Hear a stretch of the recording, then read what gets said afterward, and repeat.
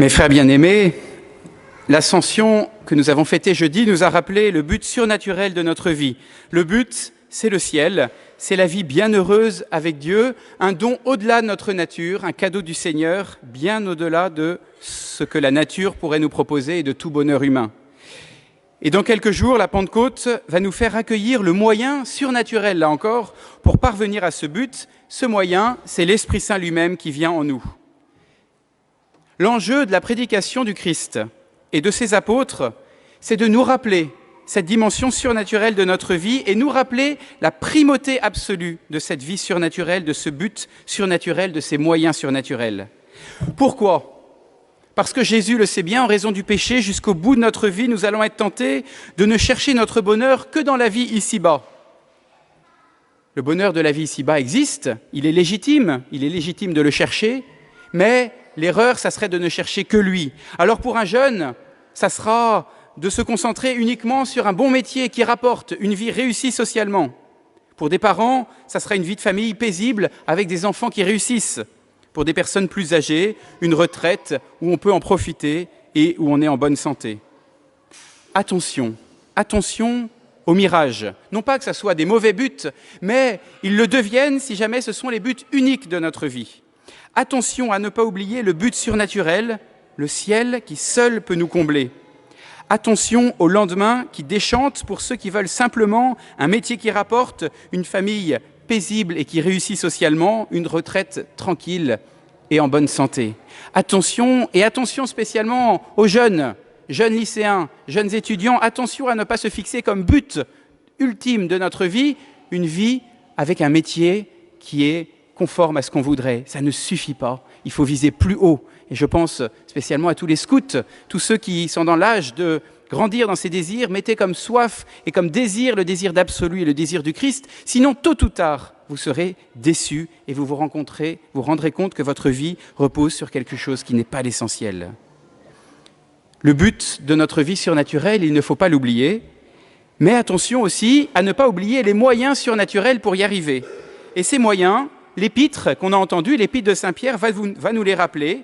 Moyens nécessaires pour arriver au ciel avec le Christ et moyens où il va falloir vaincre notre attrait naturel affaibli par le péché. Cette difficulté à vivre ces moyens, il va falloir lutter contre cette difficulté.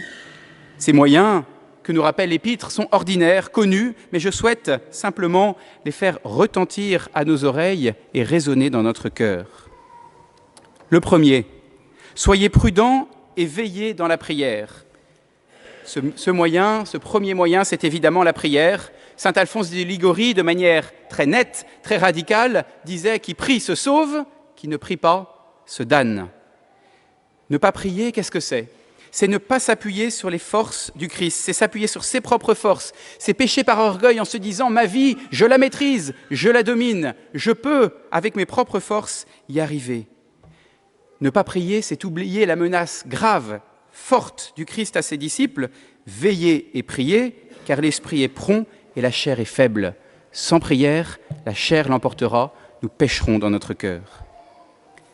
Qu'est-ce que c'est que cette prière ?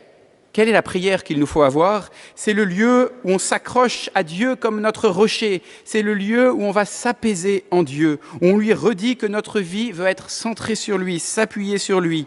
Où on lui redit notre besoin de lui. Où on lui redit notre action de grâce. À chacun, mes frères bien-aimés, de chercher le mode de prière qui lui convient le mieux.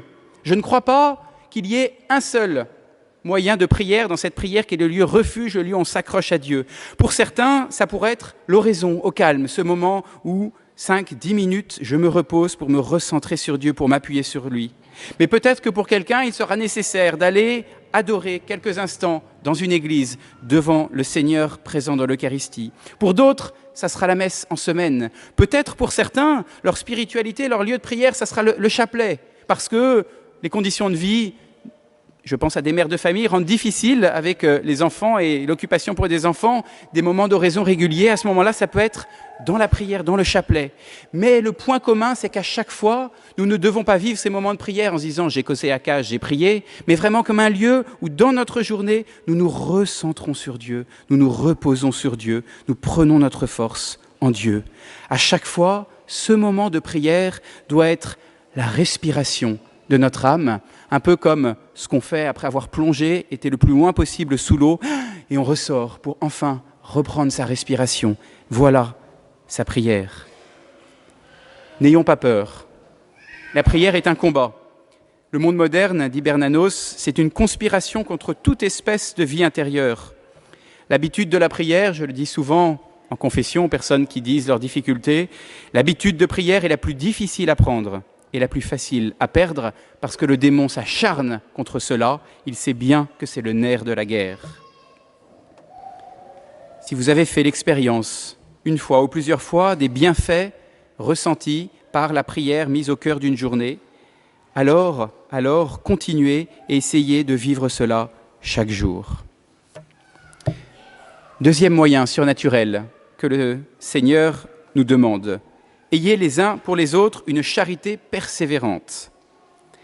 Ce second moyen, c'est donc la charité fraternelle. Sans les œuvres, notre foi est morte, dit saint Jacques. Dans les œuvres, après la première place à la prière, vient la charité fraternelle. Place tellement importante que saint Pierre affirme dans cette épître que la charité couvre la multitude des péchés. Parole combien réconfortante et combien exigeante. Réconfortante parce que oui, nous avons une multitude de péchés et nous pouvons si facilement réparer, couvrir ces péchés par des actes de charité, de délicatesse vis-à-vis de notre prochain. La charité vis-à-vis du prochain est la chose la plus importante après la prière.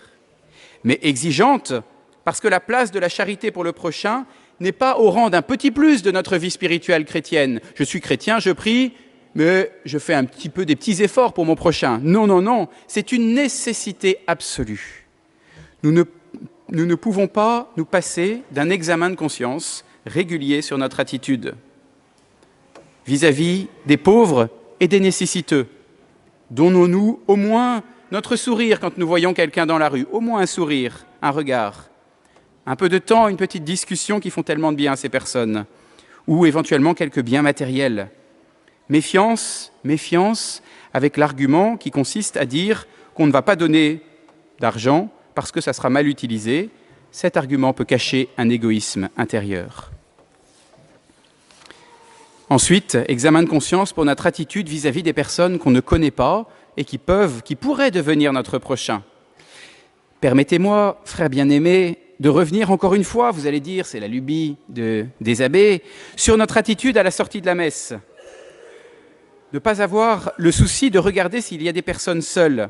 N'est-ce pas manquer gravement de charité fraternelle ? Vous direz, on ne s'en rend pas compte. Moi, comme prêtre, je me rends compte parce que j'ai des témoignages de personnes qui me disent « c'est difficile de se sentir transparent ». Et à l'inverse, parce qu'il y a des progrès dans la paroisse, j'ai des témoignages de personnes heureusement surpris en disant « j'étais de passage et quelqu'un est venu me parler, me dire quelques mots ». J'ai eu plusieurs témoignages. Quelle joie comme pasteur quand on entend ça, quelle tristesse quand on entend l'inverse. Nous avons sans cesse un effort à faire, sans cesse. Et là aussi, ça sera jusqu'au bout. Mais, monsieur l'abbé, ce n'est pas naturel ce que vous demandez. Exact, vous avez raison, ce n'est pas naturel. Et justement, c'est pour ça qu'il faut que ça soit surnaturel. Nous sommes dans l'ordre des moyens surnaturels. Le naturel, c'est d'aller vers ceux qu'on connaît. Le surnaturel, c'est avec la grâce de Dieu, avec ce mouvement de l'Esprit Saint en nous, aller vers ceux qu'on ne connaît pas, le faire par amour du Seigneur, se dépasser soi-même. Et je me permets de dire qu'il n'est pas non plus naturel de se mettre à genoux et de prier le soir. Ce n'est pas naturel et pourtant on sait bien qu'il faut le faire. Ce n'est pas naturel d'aller vers les gens qu'on ne connaît pas, mais c'est surnaturel. Il faut aussi le faire. Notre vie chrétienne en dépend. Troisième dimension que nous donne l'Épître, qu'en toute chose, Dieu soit glorifié par Jésus-Christ notre Seigneur. En toute chose. Saint Pierre parle ici des charismes et de l'exercice des charismes qui doivent être donnés pour tout le monde et faits pour la plus grande gloire de Dieu et non pas pour son orgueil propre. Mais je crois que ça s'étend à toute l'activité humaine. Regardons nos journées. L'immense partie de nos activités quotidiennes sont profanes et fixées par notre devoir d'État. S'occuper de nos enfants, travailler, faire telle ou telle chose, et tout ça, c'est du profane. C'est des moments où on n'est pas directement centré sur Dieu. Mais nous avons la possibilité extraordinaire de les unir à Dieu. Saint Paul dit aux Colossiens, « Quoi que vous puissiez dire ou faire, que que ce soit toujours au nom du Seigneur Jésus, rendant par lui grâce au Dieu Père. Joie, souffrance, routine, action trépidante, tout peut être offert à Dieu. Mais comment ? Extrêmement simple. Mon Dieu, ce que je vis, je vous l'offre. Mon Dieu, je vous aime dans ce que je suis en train de vivre.